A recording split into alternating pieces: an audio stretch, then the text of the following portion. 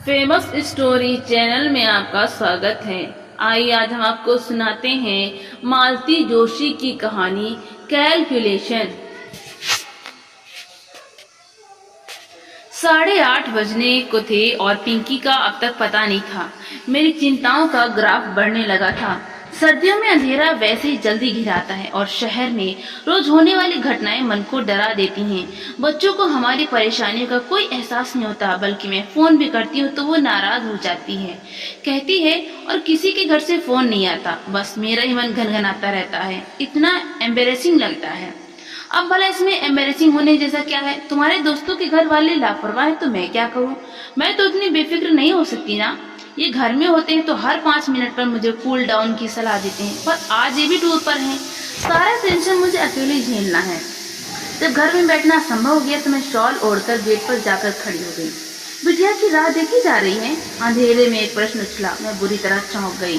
देखा बगल वाली अम्मा जी शॉल लपेटे कुर्सी पर विराजमान है।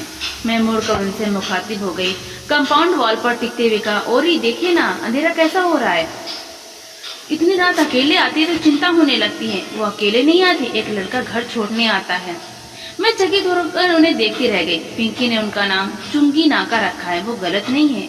अपने बरामदे में बैठकर वो पूरे मोहल्ले की खोज खबर रखती हैं। थोड़ा बुरा भी लगा। जरा से तुलसी के साथ पूछा, अब आप तक यहाँ ठंड में क्यों बैठी हुई हैं? अरे बेटा, अभी अभी दफ्तर से लौटा है तो उसका चाय नाश्ता हो जाने दो, फिर भीतर आऊंगी। मतलब? अरे मुझे देखेगा तो फिर पास बिठा लेगा, मेरे हालचाल पूछेगा, दफ्तर की बातें बताएगा। बहू को ये सब अच्छा नहीं लगता। कहती शादी क्यों की? जिंदगी भर अम्मा के पल्लू से बंधे रहते। कहते उन्होंने शॉल और कसकर लपेट ली।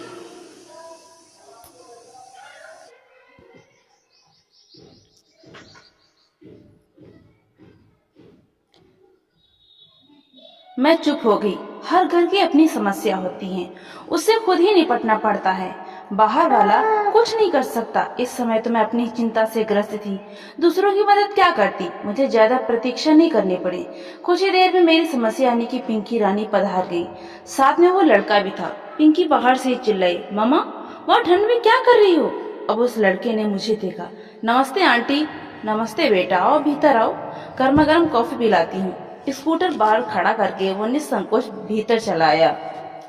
रोज तो बाहर से चले जाते हो, आज पकड़ाई में आई हो। प्रियंका ने कभी बुलाया ही नहीं, मैं तो रोज आ जाऊंगा। मैंने फटाफट कॉफी बनाई, सूखे नाश्ते के साथ सर्व की और कॉफी पीते हुए उससे ढेर सारी बातें पूछ डाली।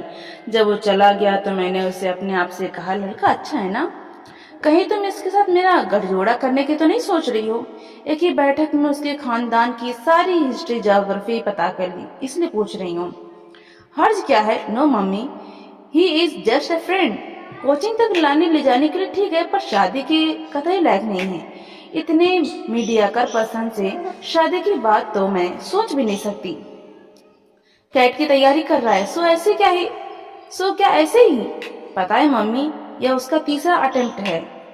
तो तुम कौन सा पहली बार में निकल हो जाओगी? तुमसे तो बात करना ही बेकार है। उसने तुनक कर कहा और कपड़े बदलने चली गई। इन लड़कियों को समझना सचमुच बहुत मुश्किल है। पिछले साल तक सुनील नाम के एक लड़के से अच्छी खासी दोस्ती थी। दोनों ने टेबल टेनिस में कॉलेज को कई बार रिप्रेजेंट किया था, फिर एकाएक उसका अब आना बंद हो गया। मैंने पिंकी से पूछा तो बोली, जनाब खेल खेल में लाइफ पार्टनर बनने के सपने देखने लगी थी। How rubbish! एक लड़का था गजब। 2-3 नाटकों में दोनों ने साथ काम किया था। लड़का सुंदर था, संपन्न भी, मुझे तो सुशील भी लगता था। पर पिंकी बोली, मम्मी उसे ऑफ स्टेज देखोगी ना तो तुम्हें मतली आ जाएगी। फिर उसके साथ काम क्यों करती हूँ? Because he is a fine actor. कल को बॉलीवुड में जाकर बड़ा स्टार बन गया तो? नो चांस मम्मी, वो तो बस लोकल हीरो है। वहां तो ऐसे सैकड़ों मारे मारे फिरते हैं, कोई घास नहीं डालता। मैंने सुना है लड़कियां उस पर जान छिड़कती हैं। लड़कियां परले दर्जे की बेवकूफ होती हैं, तभी तो ऐसे लोगों की बन आती हैं।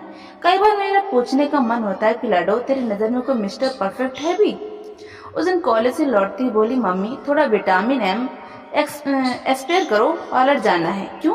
कॉलेज में फंक्शन है। कोई फंक्शन तो है पर कॉलेज में नहीं है, बर्थडे पार्टी में जाना है। Kartik is throwing A party. Kartik कितने दिनों कहाँ था? यहीं था, पढ़ाई में बिजी था, पीजी कर रहा था ना। एकाएक तुम्हें कैसे याद कर लिया? याद क्यों नहीं करेगा, मैंने उसे भूल नहीं कब दिया है। हर साल बर्थडे पर विश करती हूँ, न्यू ईयर पर कार्ड भेजती हूँ। हाँ, पार्टी आज पहली बार दे रहा है। कार्तिक की पार्टी में खूब बन संवर कर गई थी। बार बार पूछ रही थी, मम्मी मैं ठीक लग रही हूँ ना, मेकअप बहुत गाढ़ी तो नहीं है, साड़ी बहुत जजी तो नहीं है। वो सचमुच बहुत प्यारी लग रही थी। बाल भी ढंग से संवारे थे, कपड़े भी ढंग से पहने थे। ऐसा नहीं कि हमेशा की तरह कुछ भी ऊट पटांग पहनने और चल दी। उसकी सज्जा से ही पता लग रहा था कि वो किसी को इम्प्रेस करने के लिए बेताब है। ये जानकर अच्छा भी लग रहा था, कार्तिक सचमुच अच्छा लड़का था। बहुत अरसे पहले वे लोग हमारे पड़ोसी थे। उसकी बहन कीर्ति पिंकी की क्लास में थी। माता पिता दोनों डॉक्टर थे, अक्सर बिजी रहते थे। कीर्ति का अधिकांश समय हमारे यहाँ ही गुजरता था। फिर मोहल्ले बदल गए, पर एक ही क्लास में होने के कारण कीर्ति और पिंकी की दोस्ती बनी रही। हायर सेकेंडरी के बाद वो भी भाई की तरह मेडिकल में चली गई। आना जाना कम किया, एक तरह से बंद ही हो गया। ये तो आज पता चला कि पिंकी उन लोगों के, खासकर कार्तिक के बराबर संपर्क में है। अच्छा लगा। जाते में समय मैंने उसे ढेर सारी हिदायतें दी। जल्दी लौटना, ऑटो में अकेले मत आना, किसी भरोसेमंद आदमी की कार में ही बैठना। उसे अच्छा तो नहीं लग रहा था, पर चुपचाप सुनती रही। आखिर उसके पापा को ही दया आ गई। झल्लाकर बोले, बस भी करो अब, लड़कियां बच्ची नहीं रही, खासी बड़ी हो गई। इस बात को तुम कब समझोगी? बच्ची नहीं रही, बड़ी होगी, इसीलिए तो इतना फिक्र हो रही है। पर ये बातें पुरुषों के दिमाग में कभी नहीं आती। फिक्र करने का जिम्मा जैसे माँ ने ही उठाया हुआ है। रात को वो लौटी थी तो काफी थकी थकी सी लग रही थी। मुझे आश्चर्य हुआ। जानती हूँ, आजकल की पार्टियों में सिर्फ खाना पीना थोड़े ही होता है, डांस के नाम पर अच्छी खासी हुड़दंग लीला होती है। शोर इतना ही कि कानों के पर्दे फट जाएं। कैसी रही पार्टी? मैंने पूछा। ठीक ही थी, उसने बेरुखी से कहा और सोने चले गई। अब मुझे ताज्जुब हुआ, और कोई दिन होता तो मुझे पूछने की जरूरत नहीं पड़ती। वो आते ही शुरू हो जाती, या भी भूल जाती कि आधी रात हो रही है। और मम्मी जो उसके लिए अब तक जाग रही थी, सोना चाहेगी। पर आज तो उससे बात करना भी मुहाल लग रहा था। जाते समय जो उत्साह फूट पड़ रहा था, उसका लेश मात्र भी अब बाकी नहीं था। सुबह चाय के समय उसके पापा ने पार्टी के बारे में पूछा तो बोली, पापा पार्टी तो शानदार होनी ही थी। उसने अपनी एंगेजमेंट जो अनाउंस करनी थी। अरे वाह, किससे शादी कर रहा है? अपनी बैचमेट से। दोनों ने साथ ही पीजी किया है। इसका मतलब है घर में डॉक्टरों की एक पूरी फौज तैनात है। तब तो उसके नर्सिंग होम का भी एक्सटेंशन होगा। बिल्कुल होगा। अब वो केवल मैटरनिटी होम नहीं रहेगा, वहाँ बड़ी से बड़ी सर्जरी होगी। इसीलिए तो उस मैडम से शादी कर रहा है। अगर उसे पीजी में एडमिशन नहीं मिलता तो उसे लिफ्ट थोड़ी ही देता, किसी और को पटा लेता। उसका स्वर अत्यंत कसैला हो गया था। अंकल आंटी भी तो उसकी डिग्री पर ही रिझे, नहीं तो कार्तिक के सामने तो वो कुछ भी नहीं है। It is a business deal all in all. और फिर उसका स्वर एकदम तरल हो गया। पापा आजकल तो लोग नापतोल के प्यार करने लगे हैं। उसके स्वर का गीलापन मुझे भीतर तक भी हो गया। मन हुआ उसे गले से लगाकर सांत्वना दूं, कहूं कि लाडू इसमें कार्तिक का क्या दोष है? अपना नफा नुकसान देखना तो जमाने का चलन है। तुम भी तो इस इल्जाम से बरी नहीं हो। वैसे भी टूटकर प्रेम करने वाली पीढ़ी अब रही कहाँ? वे लोग तो कब के इतिहास बन गए। तो दोस्तों, आपको ये कहानी कैसी लगी? लाइक करें, ज्यादा से ज्यादा शेयर करें और कमेंट करके हमें जरूर बताएं। हिंदी साहित्य की ऐसी कहानी सुनने के लिए हमारे चैनल को सब्सक्राइब करना बिल्कुल भी ना भूलें।